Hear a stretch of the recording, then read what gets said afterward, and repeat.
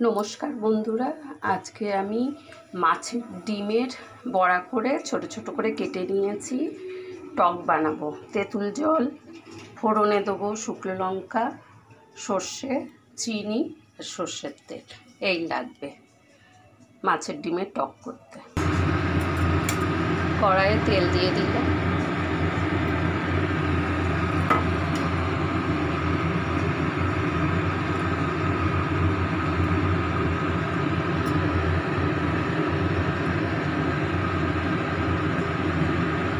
এবারে তেলটা গরম হয়ে যাচ্ছে, এটা দিয়ে ফোড়নটা।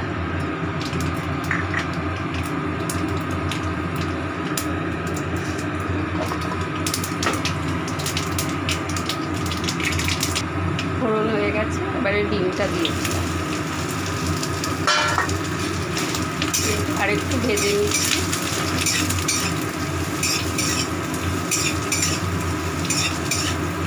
ছোট ছোট টুকরো করে নিলাম, এতে ইয়েটা তেঁতুলের কাইটা ঢুকতে ভালো, নরমও হবে।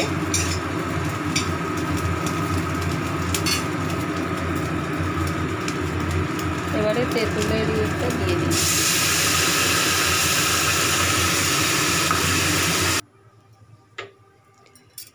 তেঁতুলের কাঠটা দিয়ে দিয়েছি। এটা সোজা একদম, আর খেতেও খুব ভালো হয়।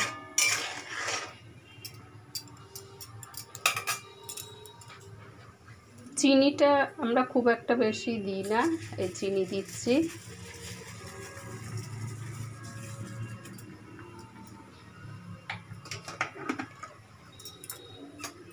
এবার এটা নামিয়ে ফেলবো।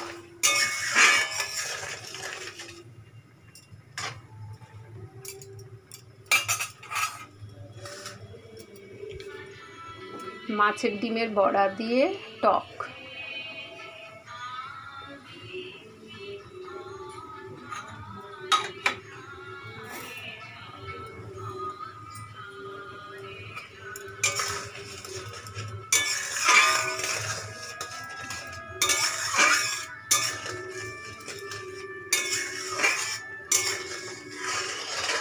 যত ফুটবে ঝোলগুলো ভেতরে ঢুকবে, ডিমের ভেতরে।